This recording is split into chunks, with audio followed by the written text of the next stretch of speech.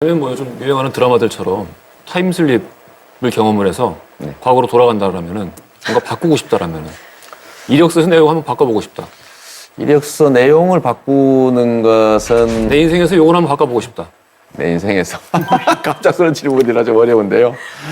어떤 걸까요? 제가 한때 아버지하고 갈등이 정말 심했습니다.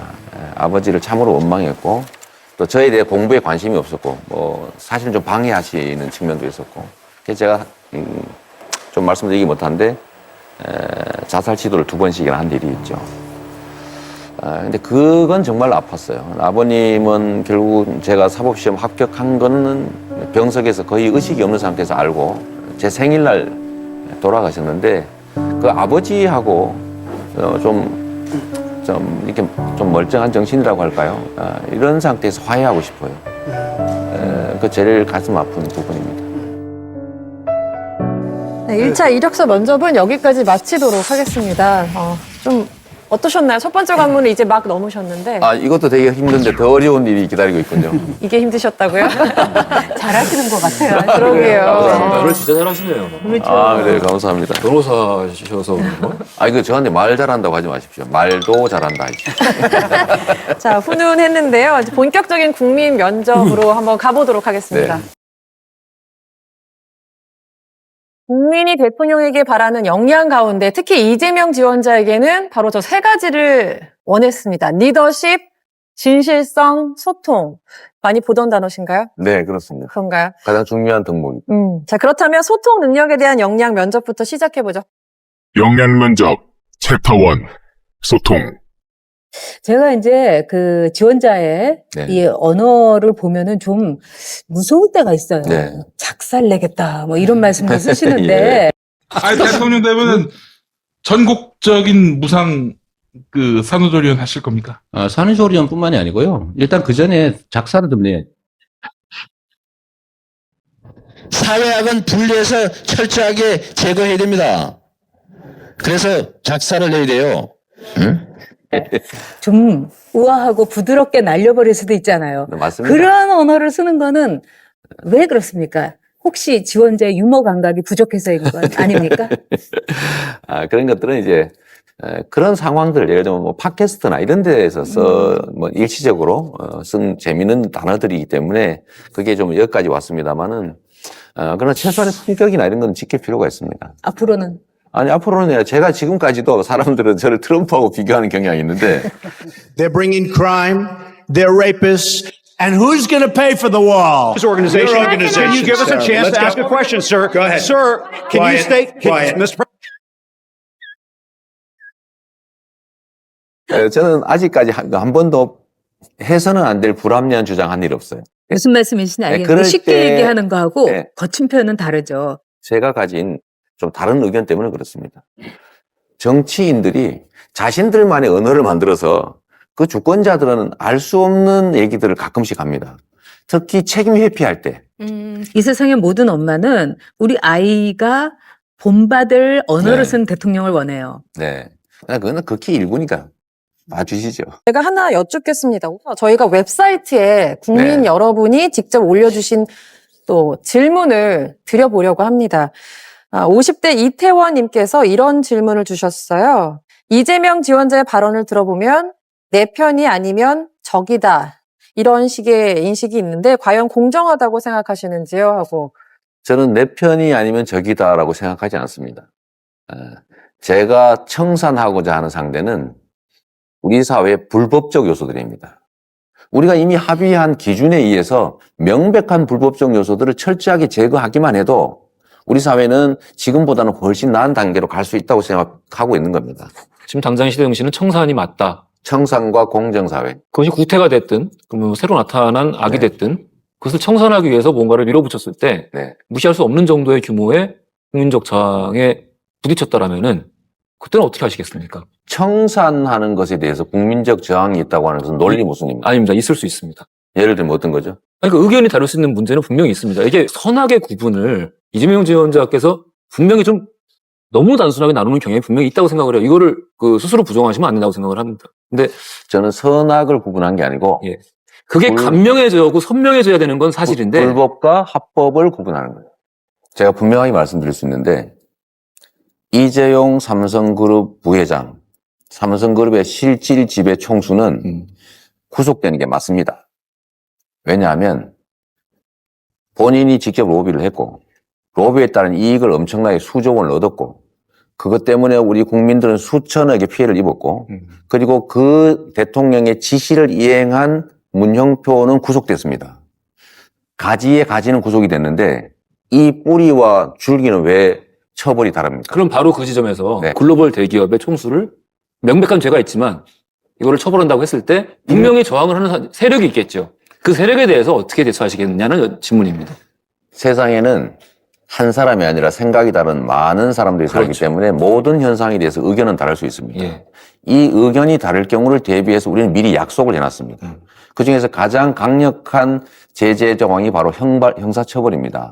이재용도 죄를 지었으면 처벌되어야 하고 보통의 사람과 다를 바 없이 똑같이 처벌된다는 것들을 우리 민주공화국의 구성원 모두가 믿을 수 있어야 모두가 그 법을 지키기 위해서 노력할 겁니다.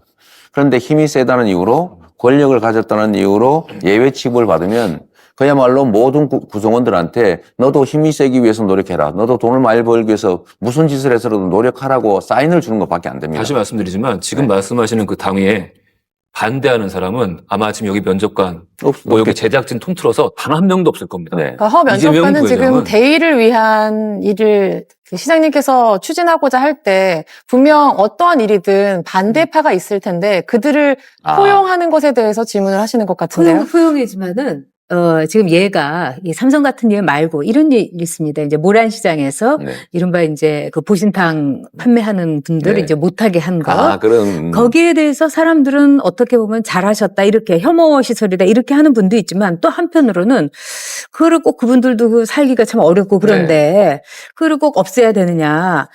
뭐 견육 판매 네, 시설에 네. 대해서 실제로 이것은 법으로 강제로 철거할 수가 없습니다. 네. 그러나 많은 사람들이 철거되기를 원합니다. 그러나 또 그걸 영업 기반으로 삼아서 이때까지 계속 영업해온 사람들이 있습니다. 그럼 이럴 때 어떻게 하느냐? 그럴 때는 끊임없이 대화해야 돼요.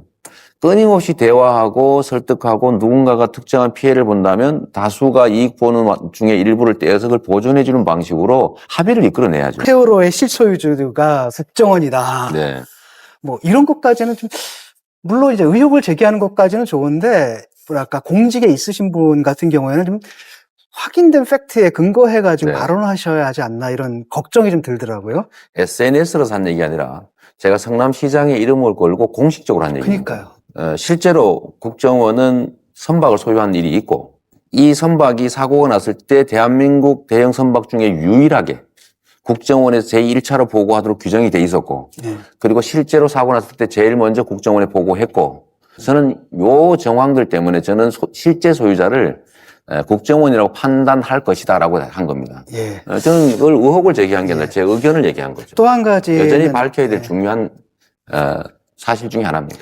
그 얼마 전에 그 TV조선과 전면전을 벌이겠다라고 하시면서 한 말씀 더 덧붙이시기를 네. TV조선을 폐간시키겠다 이런 말을 네. 하셨거든요. 또한 공식입니다. 이런 명백한 시장에 대한 폭력 사건을 시장이 최고위를 이렇게 확대한 걸로. TV조선은 가장 나쁜 행위를 하고 있기 때문에 제가 할 수 있다면 반드시 폐간시키도록 하겠습니다. 이게 이제 최근에 그 트럼프가 하는 짓을 연상을 시킵니다. 폐간시키겠다 이러는 것은 이게 자유민주주의 사회에서 정치인이 할 수 있는 발언이 아니잖아요. 뭐 과한 게 분명하죠. 그 언론사가 보도했던 것은 누구나 들어봐도 알 수 있는 객관적인 팩트를 180도로 뒤집었습니다. 그것도 언론이라고 하는 엄청난 무기를 이용해서 저는 정치적 공격, 음해 행위를 했다고 보기 때문에 이런 것들이 계속 반복된다면 대한민국의 민주주의가 어떻게 되겠습니까? 저는 뭔가 불이익을 분명히 받는 거 압니다. 그럼에도 불구하고 우리가 이 문제에 대해서 좀 심하게 문제 제기를 해야 되는 것은 그게 우리 시스템 자체를 망가뜨리는 것이기 때문에 그런 거죠. 사실 그에 대해서 엄정한 책임을 묻는 것이 우리 국민들이 바라는 언론 개혁의 핵심이 아닐까 싶습니다. 그렇게 말씀하시면 안 되나요? 싶습니다. 그렇게 말씀하시면 안 되나요? 그렇게 말하면 너무 기니까. 별로 안 기니까. 근데 자유민주주의를 위해서 네. TV조선 폐간 이렇게 얘기할 때 글쎄요 이제까지 우리가 정치인들한테 많이 국민들께서 속아서 그런지 누구나 대의를 이야기하고 네. 정의를 이야기하고 하면서 사실은 자기 분풀이한 경우 네. 그런 경우가 많았어요. 분풀이를 해야 될 정도로 감정 통제를 못하면 정치를 저는 하지 말아야 된다고 생각합니다. 일부에서 저보고 매우 과격하다, 감정 통제를 못하는 것 아니냐라는 의심을 하는 경우도 있는데 모두가 공감하는 문제에 대해서 남들이 두려워 말하지 않을 때, 두려워서 피할 때 저는 거기에 대해서 도전했던 거고 말했던 겁니다. 그러니까 좀 과해 보이죠. 지금은 필요한 리더십의 유형이 힘있게 좀 정리할 태종형의 리더십이 필요하지 않느냐라는 게 제 생각입니다. 네, 이어질 질문도 저희가 리더십에 관한 거라서요. 리더십 부분은 뒤이어서 계속 하시면 어떨까요? 잠깐만요. 그 얘기가 예전에 5.16 군사쿠데타 때 들었던 얘기가 너무 비슷해서 제가 높아심이 들거든요. 그러니까 대한민국에서 정의를 가장 많이 말한 사람은 광주 학살을 했던 전두환 전 대통령입니다. 그러나 실제로 정의사회 만들 생각이 없었습니다. 그럼 국민들의 입장에서 과연 진짜 현재 말하는 것들을 지킬 사람인지 판단할 수 있어야 됩니다. 뭘 가지고 판단하느냐? 그 말을 하는 사람이 살아왔던 과거의 이력, 말하면 지켰는가 지키지 않았는가, 상황에 따라서 말을 바꾸었는가 바꾸지 않고 일관성이 있는가를 가지고 결국은 종합적으로 판단해야죠. 전에도 뭔가를 맡겼을 때 제대로 하지 못한 사람들을 구분해낼 거라고 저는 믿습니다. 네.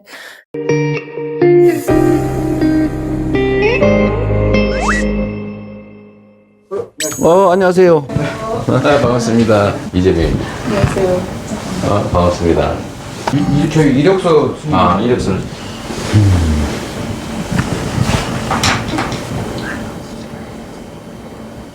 면접은 익숙하신 편이신가요? 어떠신가요? 저는 떨어져 본 일은 없습니다. 면접에서. 특별히 무섭다 이런 면접관은 있으신가요?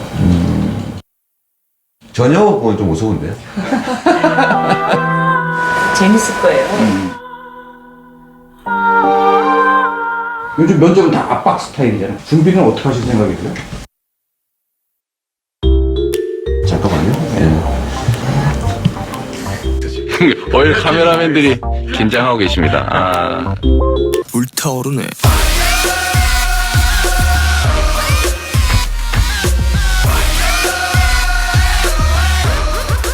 지금 촬영 중이라 당장 필요합니다. 고사이 지금 7분 됐구나. 댓글이 60개로 늘어났는데. 60개요? 7분 만에요? 일단 질문을 긍정하시고 여유 있는 마음으로 유머를 섞어서 하시면 좋겠답니다. 이미 시장님은 면접을 너무 많이 보셨어요. 모두 다 합격이라는데. 감정이 섞인 표현은 자제해 주세요. 제가 가끔 감정적으로 할 때가 있습니다. 모르는 질문을 이렇게 얘기해야 돼요. 기억이 나지 않습니다.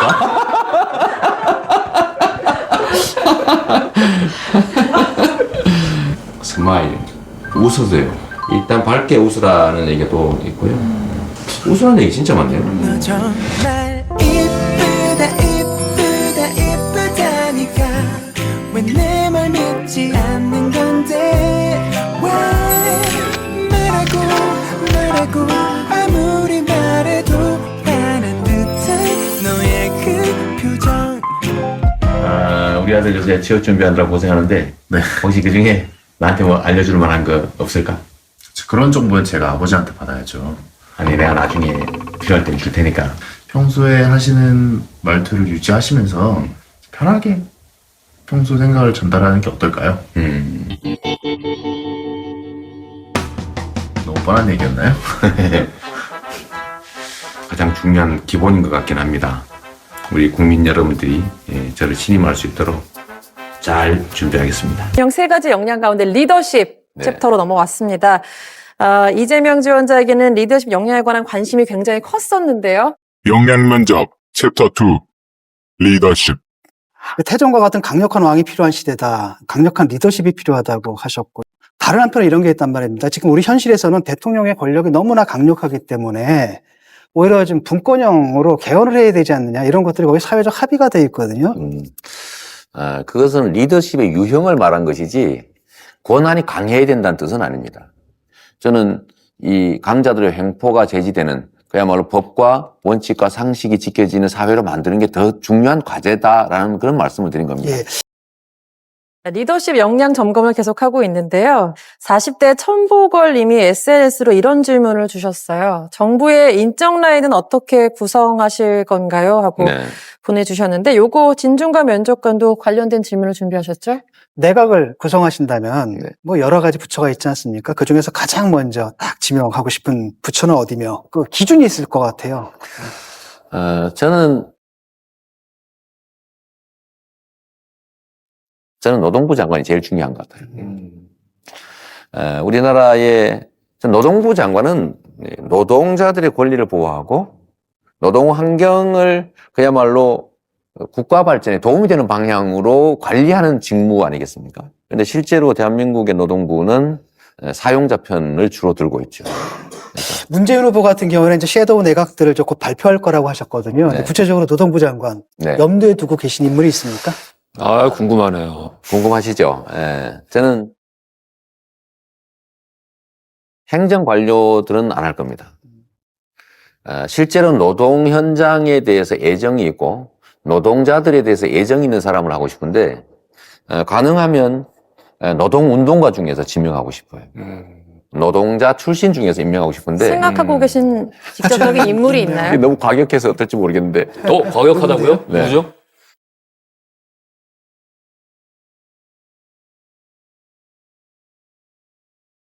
저는 한상균 민주노총 위원장을 한상균 민주노총 위원장을 사면시켜서 노동부 장관을 시켰습니다. 사면시켰어요. 네.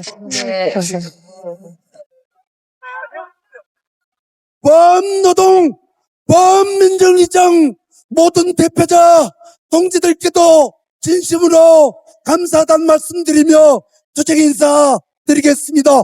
주책! 국민면접관 20대 김현주 씨가 또 이런 질문을 주셨는데요. 개인의 능력과 별개로 정치 세력 또한 있어야 한다고 생각합니다. 대통령 본인 혼자만의 능력으로 여러 가지를 이끌어가긴 사실상 어려운 건 사실입니다. 정치적 기반이 약해서 이런 뜻을 펼칠 수 있을까 우려의 시선도 있는데 어떻게 생각하십니까? 제가 무소속 후보가 아니고 대한민국 제1당 민주당의 후보가 되려는 겁니다. 민주당의 후보가 되면 당연히 민주당의 자원, 역량, 정책들을 써야죠. 저는 오히려 지금 현재 당의 후보가 되려는 사람이 지나치게 주변 인맥을 많이 만들어가지고 주변 세력을 많이 만들어서 그냥 당의 후보가 되면 당은 들러리가 됩니다. 오히려 저의 정치적 세력이 약하다는 점이 민주당의 자산, 자원들을 사용하는 기회 요인이 될 수가 있다고 보는 겁니다. 근데 지원자께서 이런 식으로도 생각을 해보셔야 돼요. 정치는 새예요. 그리고 국민들은 병풍이 도대체 누구인가 관심 많아요. 네. 민주당과 상의하겠다. 이해가 안 되죠. 지금 시간이 없잖아요. 충분히 좋은 사람 많이 있습니다. 누구 얘기해보세요. 예를 들면 이정우 교수 같은 분 얼마나 좋습니까? 또요? 아니 예를 들면 김태동 교수도 잘하실 겁니다. 많이 알죠. 그럼요. 근데 그 분들이 지금 필요한 데에서 어떤 능력이 있는지를 확고하게 얘기를 해주셔야죠. 왜냐하면 왔다 갔다 하면서 둘 중에 하나가 아니거든요. 지금쯤은 나와 있어야 돼요. 그렇게 하면 안 된다고 생각합니다. 저는. 후보가 네. 지금 현재 단계에서 내각을 다 만들어 놓으면 그럼 당은 뭘 합니까? 일단은 지금은 사지선다형에서 일종의 리스트를 만들어야 된다고 봐요. 그러고 나서 당하고 당연히 조정하고 그래야죠. 근데 저는 염려하는 게 지금 시간이 없다는 겁니다. 지금 민주당의 후보들은 민주당이라고 하는 거대한 조직, 이 거대한 정치 세력의 후보가 되려고 하는 겁니다. 예를 든다면 로봇 태권부이라고 하는 거대한 조직과 역량이 있는데 거기에 조종관을 누가 잡을 것이냐를 결정하는 것이거든요. 그런데 이 후보가 될 사람이 밖에다가 로봇 태권부이 또 만들고 있으면 어떻게 되겠습니까? 주로 민주당 구성원을 보면은 시민단체나 변호사나 교수나 기자나 이런 이제 주로 비판이 강한 세력이고 그 경제 운용이라든지 이런 기업 경험이라든지 이쪽은 아무래도 이제 보수 민간이 강하거든요. 보수 민간하고 이렇게 좀 같이 하시는 건 어떠실까 그런 거죠. 그건 당연한 겁니다. 네, 당연한 거예요. 왜냐하면 경쟁을 하는 데까지는 50%를 대표하겠지만 일단 50%를 넘어서 이긴 다음에는 국민 전체와 함께하는 것이죠. 정치 집단과의 연대라는 말씀이 아니고 입장이 다른 국민들과는 어떻게 할 거냐는 말씀이라면 그야말로 잘 모셔야 될 국민 그 자체죠. 적폐 대상은 꼭 그 제거를 하셔야 된다고. 그 중에서 제거해야죠. 그 중에서 또요? 그 기준을 또 어떻게 또 정하시려고 그러세요? 죄진 사람은 처벌하고 네. 법을 안 지키는 데 대해서는 제재하고 법을 제대로 지키도록 만드는 것 자체가 국가의 역할 아닙니까? 아유, 그 역할은 당연히 나중에 해야죠. 대통령이 되시면 온 국가가 사법 체계 같이 될 것 같은 느낌이 들어요. 법률을 어기고 있는 사람이 많으면 많은 사람이 대상이 되니까 넘어가자. 이런 분위기도 없지 않습니다만은 그렇게 하면 안 되는 거죠. 그게 이 나라의 문제를 만들어 온 거예요. 좀 다음 질문으로요. 네. 사실 성남시가 인구가 한 100만이죠. 그런데 대한민국은 4,500만이란 말이죠. 네. 이 둘 사이에 그냥 양적 차이만이 아니라 굉장히 큰 질적 차이가 있을 것 같아요. 네. 아마도 그 차이가 어떤 것일까 스스로 한번 상상해 보신 적은 있으신지요? 제일 큰 건 아마도 이제 외교, 통일, 국방, 안보, 대북 문제 이런 것들이겠죠. 그러나 내치에 관한 것이라면 저는 별로 큰 차이가 없다고 생각합니다. 고난을 주고 책임을 물으면 됩니다. 근데 일일이 능력도 없으면서 자꾸 간섭하니까 문제가 생겼던 것이고요. 또 한 가지 제가 말씀드리고 싶은 거는 여의도 근처에서 많이 이렇게 활동했던 분 또는 고위공직을 했던 분들 이런 분들이 그러면 과연 이런 종합행정을 해봤느냐 과연 저는 그건 또 부족한 점일 수도 있다는 거죠. 진실성. 이제 지금 우리 국민들이 이번에 그 권력층의 비도덕성에 대해서 정말 미치고 있지 않습니까? 일단 이 청와대의 주인이 되었을 때는 도덕성 중에서 어떤 것들이 가장 중요할까요? 한 두세 가지만 꼽아보신다면.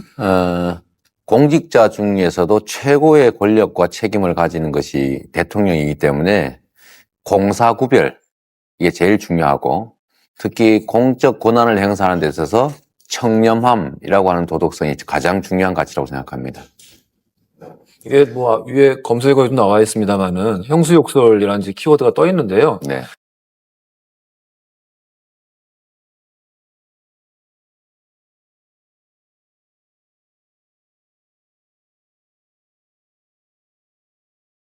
사실 이런 가족 간의 시비 같은 경우는 질문하기가 좀 그렇습니다. 왜냐면은 이게 이 가족 간의 시비의 문제는 다른 사람들도 다들 자기 삶을 통해서 경험해봐서 알겠지만 외부에서 보는 것과는 또 다른 맥락이 있는 경우가 굉장히 많고 어찌됐든 궁금해하는 사람들이 많기 때문에 윤리적으로 비난해야 된다라고 지적하는 사람들이 있긴 합니다. 네. 이게 소위 이제 공적 도덕성과 사적 도덕성 사이에 일종의 딜레마 같은 것인데요. 저는 이제 공인이기 때문에 소위 형제 간 가족들이라고 하는 것 자체가 그 권력을 갖게 되지 않습니까? 제가 그걸 철저히 통제를 했는데 다른 형제 자매들은 다 시정에 관심도 갖지 않고 혜택도 보지 않으려 하고 또 일정한 거리를 유지해 줬는데 유독 우리 그 한 분만 제가 당선된 날 다음부터 시장 친형이다라고 실제 시정을 직접 지시하시고 뭐 이권 요구하시고 뭐 대학 교수 자리 만들어 달라고 하고 뭐 인사를 자기가 직접 지휘하는 이런 있을 수 없는 일이 벌어져서 우리 소위 뭐 전통적 관념에 의하면 우리 가족 우애 지키고 적당히 해서 넘어갈 수 있었습니다만은 저는 이것이 나중에 저의 공직 생활 자체를 망가뜨릴 뿐만 아니라 성남시정 자체를 그야말로 친인척 비리라는 이름으로 오염시킬 것이 저는 걱정됐습니다. 저는 결국 결단을 할 수밖에 없었죠. 형제 간의 우애를 지킬 것이냐 아니면 공직의 청렴성을 지킬 것이냐. 결국 제가 완전히 차단했습니다. 전화도 못하게 하고 시청에도 못 오시게 하고 공무원들은 일체 접촉을 금지 명령을 했죠. 그러다 보니까 우리 형님이 마지막 남아있는 통로 어머님을 통해서 저한테 압력을 행사하다가 결국 그게 발전을 해서 뭐 폭언하고 심지어 이제 폭행해서 어머니가 입원하는 일까지 벌어지는 그날 이제 다른 형제 자매들이 모여서 결국은 싸움이 벌어진 겁니다. 싸움이 벌어진 거를 또 그걸 녹음을 한 거죠. 녹음을 해서 저한테 위협도 했죠. 공개하겠다. 그때도 막을 수 있었습니다. 적당하게. 그러면 실제로 공직이 어떻게 되겠습니까? 그래서 저도 그때 또 한 번의 결단을 했죠. 제가 한 가지는 약속할 수 있습니다. 공직을 결코 사적으로 남용을 하거나 아니면 사적 인연, 특히 친인척이 제 공적 영역에 개입해서 문제를 일으키는 일은 결코 없을 것이라는 점 정도는 약속할 수 있습니다.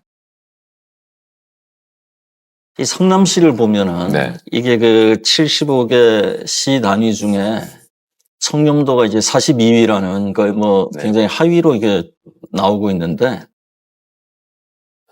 그 청렴도 조사에서 이제 성남시 공무원들 내부 평가가 청렴하지 않은 것 같다라고 하는 의견을 낸 겁니다.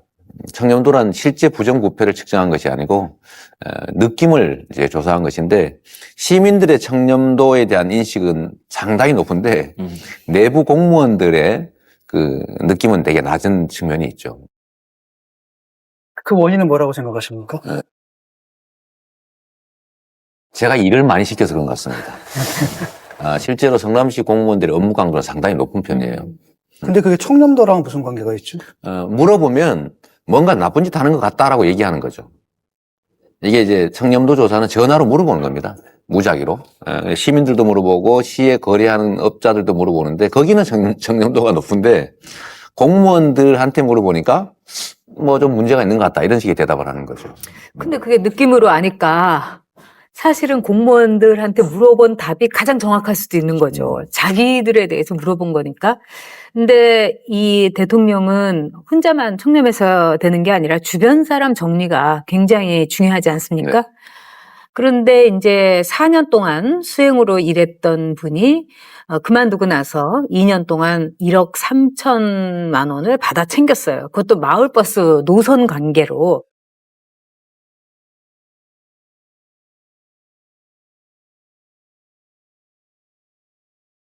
근데 2년 동안에 수시로 시청을 드나들고 또 거기에서 말하자면은 이제 뭐 민원도 넣고 그러면 충분히 감찰이라는 거, 이 체크가 되지 않습니까? 그런 점에서 뭐 사정이라든가 사법부 기능을 굉장히 강화하겠다. 근데 이 성남시청에서도 안 됐는데 대통령이 돼서 할 수 있겠어요? 지금 말씀하시는 사안은 특이한 사례인데, 겨우 찾아낸 게 그거죠, 사실은. 근데 이 공무원은 약간의 문제가 있어서 제가 해임한 다음에 한 1년 몇 개월 지난 다음에 개인적으로 시와 관계없이 자기들끼리 한 일이지 제가 한 일은 아니죠. 예를 들면 제대한 군인이 사고 치면 국방부 장관 비난할 수 없는 것과 같은 거 아니냐. 그거하고 약간 다르죠. 왜냐하면은 그 사람의 경우는 4년 동안 측근이었기 때문에 그 그림자를 이용해 가지고 말하자면 알선수재를 했고 결과적으로 3천만 원을 받고 1억 원은 이제 차용증을 써준 거예요. 근데 여기에 대해서 이제 지원자께서 뭐라고 했냐면은 이거는 한 점 부끄러움이 없다. 그리고 언론과 정부의 대대적인 음해다.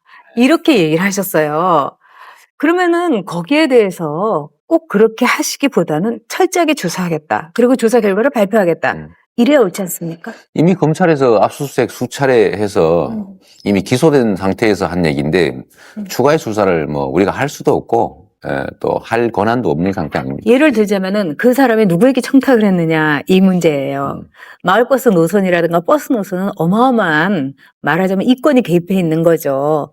그런 점에 있어서 내부에서 누가 청탁을 들어줬으며 들어주지 않았습니다. 공무원들은 그거 들어주지 않아서 실제로 문제가 된 거였어요.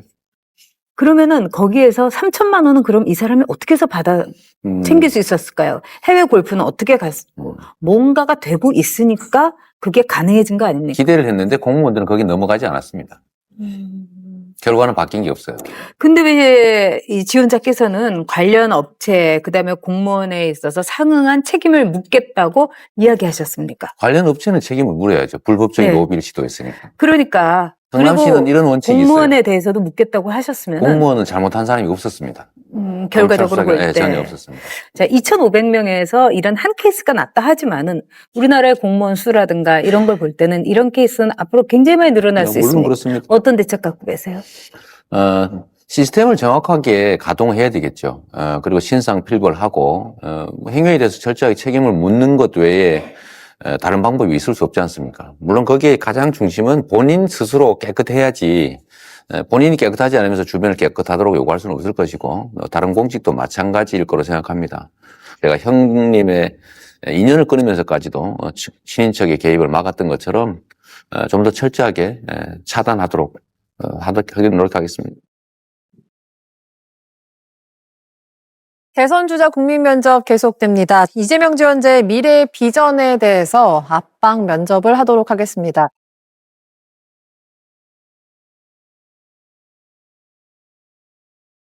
압박 면접 2대1 19대 대통령 되셨어요. 어떤 나라가 시작됩니까? 공정한 나라가 시작됩니다. 뭘로 눈으로 확인할 수 있죠? 정치와 경제가 유착을 해서 부당한 이익을 노리는 그런 사회가 사라질 것이고 또 우리 국민들은 많은 기회를 아마 누리게 될 겁니다. 여성에게도 공정한 나라입니까? 물론 그렇습니다. 어떤 점에서요? 일단 임금의 차별이라든지 또 양육의 부담을 여성이 전적으로 떠안는다든지 또 남성의 육아휴직이 사실상 잘 되지 않는다든지 이런 문제들이 많이 시정될 것입니다. 이번에 그 좋은 일인지 모르겠지만 트럼프 대통령이 당선되자마자 첫 행정명령에 사인을 하지 않습니까? 대통령이 되시면은 제일 먼저 서명할 법안 내지는 행정명령은 뭡니까? 사실은 없고요. 그거보다 인사를 제일 먼저 해야 되겠죠. 여야, 네 편, 내 편 가리지 않고 좋은 사람을 골라 쓰는 겁니다. 취임 100일 안에 그때 정말 우선적으로 추진하고 싶은 정책. 저는 우리 사회의 모든 문제의 원천이 이 공직의 비리로부터 시작된다고 보고 또 그걸 감시, 견제해야 될 사정 권력들이 제자리를 잡는 게 제일 중요하다고 생각합니다. 공정사회 말씀하셨는데 저 시단위에서 펼쳤던 정책이 있었으면 소개 좀 해주시죠. 시 산하기관 또는 시 소속으로 비정규직이라고 하는 것이 무려 700~800명 정도가 있었는데 지금은 거의 다 정규직화해서 비정규직이 성남에서는 거의 없습니다. 그거야말로 같은 노동을 하면서 같은 현장에서 차별받는 헌법에 위반된 잘못들을 시정한 대표적인 예라고 생각합니다. 시장 되시고 나서 충격요법을 쓰셨어요. 네. 자, 7,200억 원이 되는 돈, 성남시 빚 지금 못 갚는다. 네. 그러니까 모라토리움을 이제 선언하셨는데 네. 현재 5,200억 원을 판교특별회계에서 갚아야 됩니다. 즉 바로 현금이 있어야 됩니다. 이걸 일시적으로 변제하거나 또는 단기간 내에 변제하는 것이 불가능하기 때문에 부득이 지불유예 선언을 할 수밖에 없습니다. 사실은 5,400억 원 정도가 네. 특별회계 예산이기 때문에 정산이 안 된 거였다. 네. 뭐 그렇게까지 요란하고 충격적으로 할 필요가 있었는가? 그것은 정치적 상대들이 만들어낸 이제 일종의 공격이고 지금 현재 제가 취임한 다음에 3천억이 넘게 도로 채워 넣는 상태입니다. 만약에 당시에 이런 조치를 취하지 않았더라면 우리 시민들한테 소위 허리띠를 졸라매게 하는 조치가 실제로 가능했겠느냐라는 점을 생각해 보면 불가피한 조치였고 일부 우려는 하면서도 재정 구조 조정, 즉 예산 감축, 축소에 동의했기 때문에 재정이 정상화되는 빠른 성과를 낼 수 있었습니다. 그런데 말이죠. 이번에 이른바 이제 소득 또는 뭐 토빈세 뭐 이런 거에서 근거하는 여러 가지 복지 정책을 얘기를 하셨는데 최고의 복지는 일자리 아닌가요? 바로 그렇습니다. 네. 제가 일자리를 만들기 위해서 한 조치들입니다. 특정 소수가 성장의 결과를 다 차지하기 때문에 우리 국민들 모두의 지갑이 얇아지고 구매력이 떨어지면서 경기가 침체되고 있습니다. 30대 재벌 산일보금 770조, 과도한 수익을 얻는 재벌들에게 약간의 세원을 좀 더 확보하고 이렇게 해서 국민들이 쓸 수 있는 돈을 늘려야 그래야 경제가 되살아날 수 있다. 근데 한 달에 83,000원 정도를 그걸 상품권으로 줘서 지역 경제는 활성화시키고 있을 수 있겠지만은 그건 어떻게 보면은 소소한 용돈 쓰임새로 전락할 수도 있지 않나. 예를 들면 1인당 금액이 월 8만 원에 불과하다고 하지만 우리 서민들한테는 엄청나게 큰 돈이고 거기에 3인 가족이면 연 300만 원인데 지역 화폐로 각 지역에서 사용할 수 있게 할 수 있다면 네. 예를 들면 부산이 350만 명인데 부산에 1년에 지원되는 지역 화폐 즉 상품권이 3조 원 정도 됩니다. 부산 지역 경제에 얼마나 큰 그렇죠. 도움이 되겠습니까? 지금 국민들이 생각하는 건 이 점이에요. 대기업은 대기업대로 할 일이 있습니다. 그리고 또 중소기업은 중소기업대로 고용을 좀 더 다양화시킬 수 있는 문제라든가 이걸 통해 갖고 우리 청년들이 지금 일자리를 애타게 갈망하는 거지. 그래서 좀 더 이렇게 선택과 집중하실 생각은 없으세요? 국민들의 가처분 소득을 늘리지 않으면 경제가 죽는다고 하는 것은 이재명의 주장이 아니라 IMF, 세계은행, 국제노동기구의 권고사항입니다. 특정 소수 기업 중심의 성장 정책이 한계에 도달하기 때문에 이제는 노동자들의 소득을 증대시키는 방향으로 국민 복지 확대를 통해서 국민의 구매력을 늘리는 방향으로, 즉 포용적 성장 정책을 취하지 않으면 실제 성장이 불가능하다라고 하는 것이 그 권고 사항입니다. 문제는 뭐냐면 예산 아니겠습니까? 네. 뭐 성남시 같은 작은 단위에서는 뭐 예산을 절감해가지고 뭔가를 만들어낼 수 있다 하더라도 이런 재원이 어디서 나옵니까? 매년 예산 증가분이 16조 이상입니다. 올해 대한민국 예산이 400조입니다. 올해 예산 규모에서 3% 정도를 조정하면 28조 원 정도가 나오죠. 지금 현재 예산에서 3% 정도를 조정해서 복지 예산 늘리는 게 불가능하겠습니까? 충분히 가능하죠. 예를 들면 지금까지 어디에 썼는지도 모르게 쓰여지는 것보다는 해당 지역에서 상품권 형태로 지역 경제에 쓰여질 수 있도록 지출된다면 경제 성장에 엄청나게 큰 도움이 되기 때문에 국가 경제를 살린다는 입장에서 성장 정책의 일환으로 이런 제도를 도입하는 게 맞습니다. 이게 이제 한번 투여하고 끝나는 게 아니라 매번 좀 늘어나거든요. 특히 이제 OECD 국가 중에서 고령화 속도가 1위 정도란 말이죠. 사실 그래서 추가 부담을 하는 건데 사실 증세할 필요는 좀 있지 않나요? 500억 이상 영업이익을 내는 겨우 440개밖에 안 되는 대기업들에게 8% 정도 증세하면 OECD 평균 정도에 겨우 도달하게 됩니다.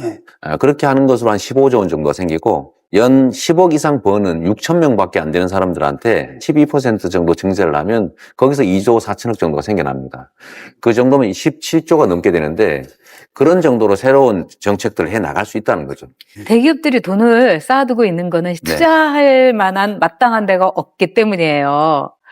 오히려 자연스럽게 기업의 생리를 부추기면서 좀 더 많은 돈이 흘러나오게 하고 일자리를 늘리고 이런 순환 구조를 만들 생각은 없으세요? 자, 가게들이, 즉 노동자와 자영업자, 그다음 일반 국민들이 쓸 돈이 없어가지고 그 구매력이 유지가 안 되니까 경기 침체가 온 거고, 그거를 가계 대출을 통해서 지출할 수 있는 구매력을 늘리다 그것도 한계에 왔기 때문에 지금 현재 상태를 그냥 두게 되면 구매력이 상실돼가지고 경기에 엄청난 치명적인 타격이 옵니다. 기업이 투자를 해갖고 일자리를 누리게 되면은 8만 원 받는 것보다 내가 오늘 취직됐다 하면은 더 소비가 늘 수가 있어요. 그래서 경제가 살아나려면 소비자가 있어야 됩니다. 이 소비자가 국민들이고, 근데 이 국민들은 이미 너무 지나친 가계부채 부담에다가 노동 조건은 나쁘고 일자리는 없고 해서 지출을 할 수가 없어서 기업들도 이미 더 이상 투자할 데가 없는 상황이 온 겁니다. 그러면 정부가 그때 나서야 되는 겁니다.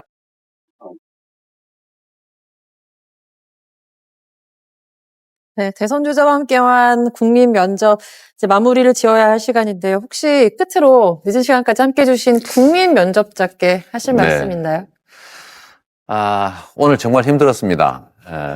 제가 진땀도 많이 나고 했는데 저로서도 정말 배우는 게 많은 시간이었습니다. 저는 우리 국민 여러분께 이런 약속 분명히 드릴 수 있습니다. 전 국민이 부러워하는 성남시를 만든 것처럼 대한민국도 모두가 부러워하는 공정한 나라, 그리고 모든 국민들이 공평한 기회를 누리면서 꿈과 희망을 노래하는 그런 아름다운 행복한 공동체 만들 자신이 있습니다. 저를 믿어주시라고 말씀드리고 싶습니다. 열심히 하겠습니다. 감사합니다.